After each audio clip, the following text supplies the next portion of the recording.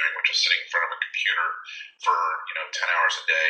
I worked for a little bit in locations. I had a friend who was a locations manager in San Francisco. We were living in the suburbs of that, so I helped him with some commercials. Found out I didn't like doing locations very much.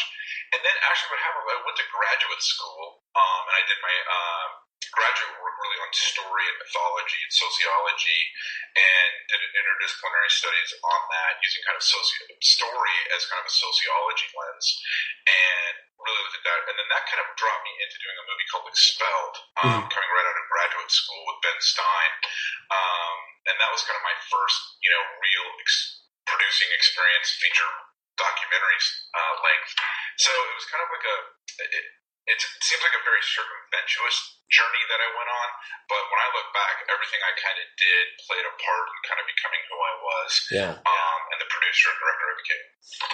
Expelled did quite well given the scope of the project, and then of course 2016 Obama's America was a smash. Everyone was taken by surprise. I have a feeling that you weren't, though. What did you think it would sort of hit the way it did? I mean, it sounds like with your marketing savvy that you probably had a more comforting look at it than other people did. Yeah, I mean, Expelled, going back to Expelled for just a moment, it's really strange to me today. Not strange, but it's very rewarding and exciting, but it is kind of a strange experience. I mean, I had somebody the other day who was kind of like, "You did Expelled? Oh my gosh, I love that movie." I mean, it's something I did almost 10 years ago, but to see the impact it still has on people today is pretty amazing to see what it did. And from a marketing standpoint, I learned a lot that was the first film we released, and to be honest, I remember being in the room with all the kind of Hollywood, we had a bunch of Hollywood people who had been around the marketing and advertising, and stuff did not feel right in my gut coming from an advertising perspective. And that wasn't really my job. I was more of a line producer, kind of putting it together, but I was involved with the marketing. But we had all these experts, marketing Hollywood executives over marketing experts, and I took all those lessons and I applied them to 2016. I learned really well from my failures as much as I have success. And with Expelled, I think that movie could have done much bigger box office had it been we managed it better. Plus, we had a lawsuit from Yoko Ono that kind of shut down a lot of our advertising. We were able to win those lawsuits, luckily, but it really did impact the film. So, taking all of that and shifting forward, a couple years to 2016, not only was I the co-director on that, the co-writer, I did all the marketing and distribution on that film, hiring everybody out who did that and managing that process. So to me, it exceeded kind of my expectations even. I thought it would I told everybody, I said, I think this movie will do $25 million if we do our business, do all of our, do everything right. The movie ended up making 33. So again, I didn't see it coming from out of left field, if you will, or kind of an anomaly. Kind of like a recent election we just had. I've been telling people for over a year Donald Trump would be president, and people have thought I was nuts. Now, this was a description, not necessarily a prescription, although I was very happy he won over Hillary. But I could just see and look at the data. One of the other jobs I had while I was doing concerts was I was in charge of data research, and so I would do kind of all the surveys and everything else. So I have a background in data research and market research, and so I could be looking at the surveys. When I see Pennsylvania going 22% with the African American vote going to Donald Trump, and 32% of the Hispanic in surveys, and that's not getting out in the public. It's very simple to see that what's going to happen there, along with kind of what happened in other demographics. So for me, this is kind of the basis I come from. When I look at a movie and I get involved in a project, I actually think of the audience first. Can I name, literally what I do is I say, can I name 15 people within 15 seconds that I can think would go see this movie? And if I can't do that, it's kind of a bad indicator for me. From that standpoint, of what the commercial and market success is going to be on that. Yeah. So go ahead. I was saying, well, you kind of lead to one of my other questions is we've seen such what appears to me a disconnect between Hollywood and the public at large following the election. Listen, I understand that the industry leans to the left. I understand that they came out en masse for Hillary. But at the same time, I feel like they're alienating a good chunk, if not half of their audience with their behavior in the last few weeks. Could we be talking permanent damage for certain celebrities or certain outlets or comedians? What's your take on? I mean, listen, I understand they didn't want Trump to win, and that's okay. There are many conservatives that didn't want that either, but I feel like they're really doing their careers a disservice with their actions in the last few weeks. Well, I think there's kind of two elements to that, and it was interesting. I was at a forum yesterday that I actually hosted. We had one of the guys from William Morris speaking about this, and it got a little, not with me, one of the audience members asked a question. It got a little contentious on this because the audience member was raising this exact point of, look, you have stars going out and saying things that may hurt their careers down the road here. You may have people just opting out of seeing their movies, and they didn't. The person from William Morris didn't think that was so much of an issue. They're kind of highlighting how they have to do critical. They're like, look, we've looked through Robert Downey Jr.'s career and his resurrection. People have done much worse.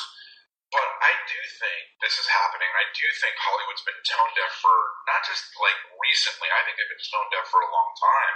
Like one thing I point out when I speak to people, I said, look at, one of the movies I chased really hard to get the book rights for is a documentary, and then I was thinking of it as more of a, since I've worked more in that field, but I really was thinking of it as a narrative, was the rights to Lone Survivor. And I had a friend who was working at Universal at the time when those rights were picked up, and he said, look, I don't know why we did this. We're never going to make this movie. It's so against what, we would make. And it's made me start looking at different movies that Hollywood was making. And then when Lone Survivor came out, I think it kind of, prior to Lone Survivor was Act of Valor, and I think this kind of broke the dam, if you will. I think Act of Valor really kind of did something that, because it had no cast in it. It had, there was no, it had great production values from the Navy SEAL perspective and all the military, but there's nobody in it. I mean, you couldn't name one of the I couldn't name one of the actors that was in it. They weren't even actors, if I remember correctly. I think they were Navy SEALs. They were Navy SEALs. So the movie does $70 million, and to compare that to say something like Green Zone, which cost $100 million and makes 35. That to me was showing something. Now Peter Berg did go on to make Lone Survivor, and I'm very glad that he did. I think he was a great director to do that. But he had to make kind of a deal with the devil to get that movie made. He had to go do Battleship, if you remember. Yes. Before the studio would agree to this. Now, so if you took away kind of, I think, what I would say, like strong directors that are saying, I'm doing this project, like it's a project willed into being, which most projects are, but like Clint Eastwood with American Sniper, recently Mel Gibson with Hacksaw Ridge, Act of Valor wasn't on anybody's radar, Lone Survivor, but I just let me list off some films for you, Christian, and for the audience, and just show like the difference between Hollywood. So if you take films like Lions for Lambs that had Tom Cruise in it, Green Zone with Matt Damon, Jarhead with Jake Gyllenhaal, Rendition, which I think has Reese Witherspoon in it, Syriana with George Clooney and Matt Damon, Body of Lies with Russell Crowe, Fair Game, and then The Constant Gardener. Those movies that I just all mentioned made, and I would say those are kind of anti-American, anti-U.S. troops, kind of anti-CIA, kind of just anti-American, if you will, like where America's the bad guy. Those movies made $255 million in there, and they probably cost a whole lot more than that. I mean, Green Zone alone was $100 million. Jarhead was $72 million. I think Syriana was about $35 million. But then let's switch over. And Hacksaw Ridge just came out. But if you take Hacksaw Ridge, American Sniper, Act of Valor, Fury, Lone Survivor, and Zero Dark 30, and by the way, there's like 2 less movies in that list than there is in the other one. Those movies make about $770 million domestically. So again, this is kind of where I think Hollywood would fall more into those anti-films that they want to make versus making the pro films. I think these pro films got made because of people like Clint Eastwood, who is right of center, Lone Survivor. Again, I think a lot of that was kind of right of center thinking in that and connecting with the story. And then, Hacksaw Ridge with Mel Gibson. So again, I look at this, and Hollywood's been off of this for a long time, in my opinion, in the movies they're going to make and what they're trying to get out there. So, I think they have an incredible opportunity to reach an audience that isn't there. And again, this isn't just right of center. I'll say this also goes for age also. We have a bunch of baby boomers that are the second frequent most going movie audience there is. And movies are not not being made for them. So you have kind of an age thing. I mean, I'm Gen X, so this is my parents' age. But this is also the group that brought in Easy Rider, James Bond. They brought in the Godfather series. I mean, kind of what I almost call the classic age of cinema for me is this is the group that brought this in. So they love movies. They've always loved movies. And yet movies aren't made for them anymore. Mm-hmm.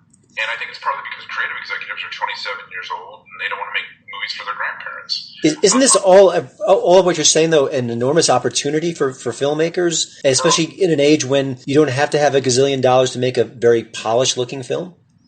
I do think it's an incredible opportunity to make films right now. I think the one thing I would disagree is on needing $1 gazillion. You don't need... I don't think you need $100 million, but I think you need 20. You want to have real actors in it. And you want to have, have all the everything look right and everything in that sense. I'm only saying that because I'm looking at a movie we're looking to produce that I can't say right now, but we're looking to go to production pretty quickly. And it's a period piece, but and getting the right actors, it's a $20 million movie. It's the lowest we can go on it without making it look just horribly bad. Or maybe having all volunteers. So, but I do think, recently we made the Gosnell movie. We made that we raised almost $2.5 million through Indiegogo fundraising, and we made the movie for right about the same price. And it's a great looking movie. It's a really good looking movie, and it's a compelling story. Can you talk a little bit when that may be coming to theaters, or anything you can share? Yeah, we're hoping to get that out next spring. We're looking for, we've been shopping that with distributors. We've got a few more to kind of go through here. We're getting pushback, as might be assumed. I think what's interesting about that movie is nobody said it's a bad movie. Nobody said this is, not very cinematic. It's not compelling.